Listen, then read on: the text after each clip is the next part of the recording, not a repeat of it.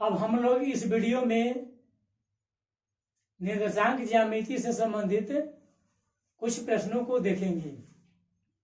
इससे पहले हम कुछ वीडियो बना चुके हैं, उसे आप पहले देख लीजिए यदि नहीं देखे हैं तो। आइए देखते हैं सवाल। यह आपको ग्राफ दिया गया है, यह आपका y अक्ष और यह है आपका x अक्ष। x अक्ष पे लिखा गया है 1 2 3 4 5 6। इधर भी लिखा गया है निगेटिव में। ये y अक्ष पर लिखा गया है 1 2 3 4 5 6, नीचे लिखा गया है निगेटिव में।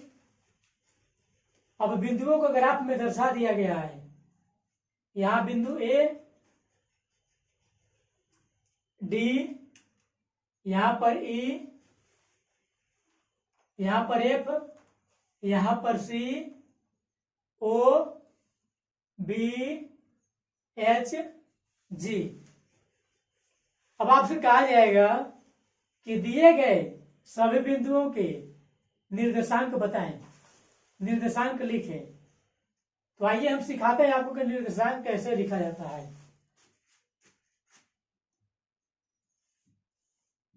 ए का नियामक, नियामक यानी कि निर्देशांक। तो आप जानते हैं कि नियामक किस रूप में होता है? x, y रूप में होता है। x का मतलब होता है x निर्देशांक यानी कि x का वैल्यू, x अक्ष पर स्थित अंक। ये y का मतलब होता है कोटि यानी कि y निर्देशांक, जो कि आपको y अक्ष पर होता है। तो सबसे पहले क्या चाहिए हमें? x चाहिए। a का नियामक लिखना है तो पहले हम a को ढूंढेंगे, तो आपका a यहां पर है। तो आप देख सकते हैं कि जो a है प्रथम द्वितीय तृतीय चतुर्थ, कोई चतुर्थांश में नहीं है, ये बल्कि अक्ष पर है। तो जिस अक्ष पर बिंदु होता है उस अक्ष का ही मान होता है। जैसे ये बिंदु किस अक्ष पर है? y अक्ष पर है। यानी कि स्पष्ट है कि जो a का नियामक है इसमें y का मान होगा, x का मान नहीं होगा। y अक्ष पर न है तो y अक्ष पर y का वैल्यू होता है, x का नहीं होता है। x का वैल्यू नहीं होता है, नहीं मतलब 0। y अक्ष पर है तो कहाँ है? 1 2 3 4, 4 पर है यानी कि 4। तो a का नियामक 0,4 है। अब मान लीजिए b का नियामक चाहिए आपको, b का नियामक। तो b आपका यहां है, किस अक्ष पर है? x अक्ष पर है। तो जब x अक्ष पर है, तो जब कोई बिंदु x अक्ष पर हो तो उसका केवल x निर्देशांक ही होता है। तो आप देखते हैं कि b x अक्ष पर है, यानी कि केवल x निर्देशांक का मान होगा, y का मान नहीं होगा। तो y कहाँ होता है? बाद में होता है, यानी कि y का नहीं होगा, नहीं मतलब 0। अब इसका x का मान होगा तो x पर कितना है? -1 -2 -3, -3 पर है, यानी कि x का वैल्यू -3। यानी कि b का नियामक निर्देशांक यानी कि जो बिंदु b है उस बिंदु b का मान हुआ -3, 0। अब c का नियामक देखते हैं। c आपका यहां है, कौन सा अक्ष पर है? x अक्ष पर है, अतः इसका केवल x का ही वैल्यू होगा, y का वैल्यू नहीं होगा। x पर कहाँ है? 2 और 3 के बीच में 2.5, x का वैल्यू हो गया आपका 2.5। y का वैल्यू नहीं होगा। ये बिंदु कहाँ है? x अक्ष पर है, तो x अक्ष पर केवल x का नियामक होता है, y का नहीं होता है, नहीं मतलब 0। अब देखते हैं d का नियामक। तो आपका d यहां पर है, ये पहला चतुर्थांश में है, H दूसरा में है, G तीसरा में है, F चौथा में है, E प्रथम में है। अब ये सब बाकी अब बिंदु है कोई ना कोई चतुर्थांश में है, तो ये यानी कि उसके लिए x और y दोनों का मान होगा। तो डी के देखते हैं। सबसे पहले हमें क्या चाहिए, x का मान चाहिए, और x कहाँ होता है, x अक्ष पर होता है, तो इसको हम x अक्ष पर गिराएंगे। कितना पर गिरा, 6, यानी कि x का वैल्यू हमको 6 निकला। अब y निर्देशांक चाहिए, d का y निर्देशांक। तो जब d का y निर्देशांक चाहिए तो उसको y पे गिराइए, y पे लंबवत गिराएंगे। कितना पर गिरा, 6, ये भी 6 हुआ, यानी कि d का नियामक 6,6 हुआ। अब आते हैं e का नियामक देखते हैं। e आपका यहां पर है, कहाँ है, पहला चतुर्थांश में। तो सबसे पहले क्या होता है, x, यानी कि x अक्ष पर से गिराएंगे, 5, y पे गिराइए 2। कहने का मतलब कोई बिंदु का x नियामक चाहिए तो उसे x अक्ष पे गिराएंगे, और यदि y नियामक चाहिए तो उसे y अक्ष पे गिराएंगे, किससे, लंबवत। अब देखते हैं f का नियामक। f आपका यहां है, जब ये f है इसको हमने x अक्ष पर गिरने दिया, कितना पर गिरा जाकर के 3, तो x का वैल्यू 3।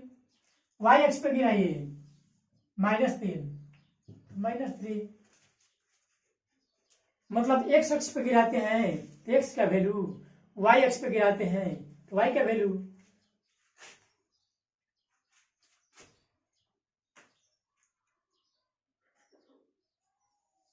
अब g का नियामक देखते हैं। g आपका ये है, इसको गिराया ऐसे -4, ये कौन सा अक्ष है, y, यानी कि y का वैल्यू मिला -4। अब इसको x पे गिरा दिए, -2, x का वैल्यू -2। अब पहले x अक्ष पे गिराएंगे कि y अक्ष पे, तो ये आपकी मर्जी। ये ध्यान देना है कि x अक्ष पे गिराते हैं तो x का वैल्यू निकलता है, और जब y अक्ष पे गिराते हैं तो y का वैल्यू निकलता है। अब बच गया h का नियामक। तो h के नियामक x अक्ष पे गिराइए, कितना निकला, -4, x नियामक -4। y अक्ष पे गिराइए 5। इस प्रकार दिए गए बिंदुओं के हम लोग नियामक ज्ञात करते हैं। अब यहाँ पर बिंदु O है, तो O कहाँ है, मूल बिंदु है, तो मूल बिंदु का 0, 0 होता है। अब आपसे कोई इतना पूछा जाएगा कि बिंदु H का कोटि क्या है, कोटि, तो कोटि किसे कहा जाता है, y निर्देशांक को। तो y पर गिरा, ये y अक्ष पर कितना गिरा, 5, यानी कि h के लिए कोटि कितना हुआ, 5। अब आपसे पूछा जाता है कि बिंदु D का भुज बताइए, बिंदु D का भुज। तो भुज का मतलब क्या होता है, x निर्देशांक, यानी कि D का आपको x निर्देशांक ज्ञात करना है। तो x का वैल्यू कहां मिलेगा, x अक्ष पे, हम इसको x अक्ष पे गिराएंगे 6, यानी कि D का भुज कितना है, 6। चलिए हम आगे देखते हैं। अब आइए,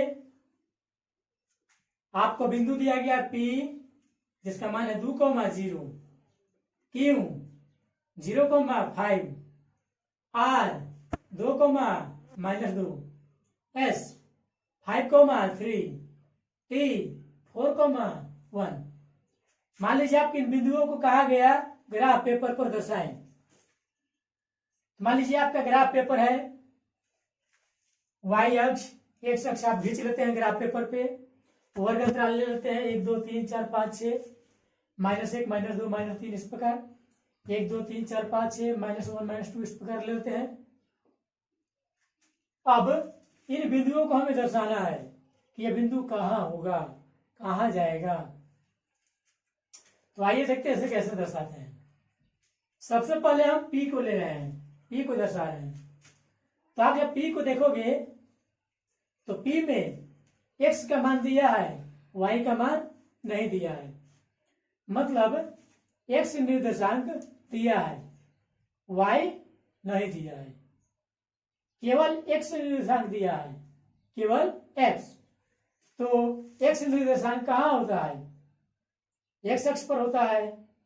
यानी कि यह बिंदु कहाँ है, x अक्ष पर होगा। यह है आपका x अक्ष, इसी पर होगा कहीं। तो x निर्देशांक कितना दिया गया है, 2। तो कहाँ है 2? ये देखना है कि पॉजिटिव है कि निगेटिव। पॉजिटिव है तो इधर जाएंगे, निगेटिव होता तो इधर आते। सबसे पहले हमने ये देखा कि y का वैल्यू नहीं दिया है, केवल x का वैल्यू दिया है। यानी कि आपका x अक्ष पर होगा। अब कहाँ होगा, तो 2 है, पॉजिटिव है, तो यहां है 2 पॉजिटिव। ये आपका हो गया P। हमने P बिंदु को दर्शा दिया। अब बिंदु Q को देखिए, इसमें x का मान 0 दिया है। मतलब x नियामक नहीं है, केवल y नियामक है। तो y नियामक है केवल इसलिए यह बिंदु कहाँ होगा, y अक्ष पर होगा। अब 5 जो दिया है y का वैल्यू पॉजिटिव है, तो y का वैल्यू पॉजिटिव ऊपर होता है। ये है आपका कौन सा बिंदु, Q। हमने Q को दर्शा दिया। अब मान लीजिए बिंदु R है, तो बिंदु R का मान है, x का भी वैल्यू है, y का ही वैल्यू है। इसका मतलब ये कोई अक्ष पर नहीं है, ये किसी न किसी चतुर्थांश में है। तो x का वैल्यू कितना दिया है, +2, जो कि यहां है। y का वैल्यू दिया है -2, तो y का वैल्यू -2 कहाँ हो गया, x का दिया था यहाँ, y का दिया था यहाँ। तो ये वाला अक्ष और ये वाला अक्ष पर दोनों है बिंदु एक एक। तो दोनों बिंदु के, दोनों रेखाओं के कारण, अक्ष के कारण कौन सा चतुर्थांश बना, ये चौथा बना। यानी कि दोनों इसमें मिलाएंगे। इसको लंबवत नीचे की ओर आने देंगे, और इसको लंबवत यहां से ऐसे जाने देंगे। कटान बिंदु जो हुआ आपका यही हो गया R। अब मान लीजिए आपको S दर्शाना है। उदाहरण ऐसे और देखोगे तो समझ में आ जाएगा, रिपीट करने की आवश्यकता नहीं है। S को दर्शाना है, इसमें भी x और y दोनों का वैल्यू दिया है। यानी कि x पर नहीं है, ये बल्कि चतुर्थांश में है। x का वैल्यू मतलब x निर्देशांक 5, x कहाँ है, x का वैल्यू 5 यहाँ है। y का वैल्यू 3 यहाँ है। तो एक यहाँ आया x अक्ष पर, एक यहाँ आया y अक्ष पर। तो ये वाला x अक्ष और ये y अक्ष से कौन सा चतुर्थांश घिरा है, पहला। यानी कि ये दोनों इसमें मिलेंगे, तो इसको लंबवत आगे बढ़ाएंगे और इसको लंबवत आगे बढ़ाएंगे। कहने का मतलब x निर्देशांक 5 है, तो 5 से लंबवत रेखा उठने देंगे डॉट डॉट, और y 3 है तो 3 से उठने देंगे। अभी जहां कटेगा वही बिंदु आपका हो गया S। अब मान लीजिए आपको T दर्शाना है, तो T में x निर्देशांक कितना है, 4, जो कि यहाँ है। y निर्देशांक कितना है, 1, जो कि यहाँ है। तो इस पर यहाँ है और एक यहाँ है, ये दोनों अक्ष से कौन सा चतुर्थांश घिरा है, पहला। यानी कि ये दोनों को पहला में मिलाएंगे। ये जाएगा x अक्ष के समांतर, ये x अक्ष है ना, इसके समांतर जाने देंगे और ये जाएंगे ऊपर की ओर। ये y अक्ष है ना, तो इसके समांतर दोनों को मिलाएंगे। जहां पर कटा वो कटान बिंदु आपका हो गया T। अब इसी पे और मान लीजिए दे दिया आपको U, दे दिया 3,3, इसको दर्शाना है।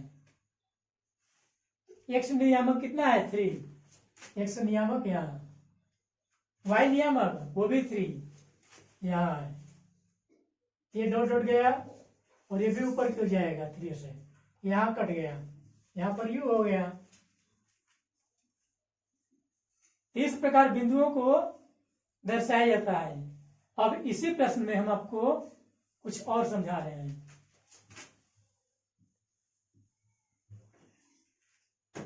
जैसा कि ऐसा ग्राफ दे दिया गया, अब आपसे पुनः कहा गया कि दिए गए बिंदुओं के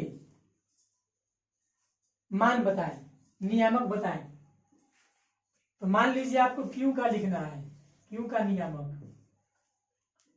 तो क्यू कहाँ है, वाई अक्ष पर है।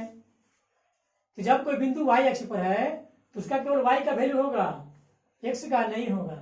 मतलब एक्स नहीं होगा मतलब एक्स 0। ये वाई अक्ष पर है यानी कि वाई का वैल्यू होगा, कितना पर है 5। आर का नियामक लिखना है,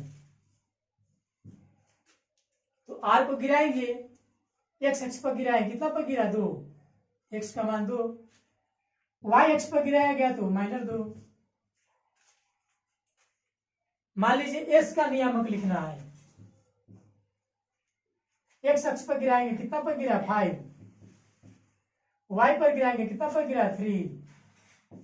इस प्रकार बिंदुओं को दर्शाने के लिए और बिंदुओं को नियामक लिखने के लिए आप लोग सीख गए होंगे।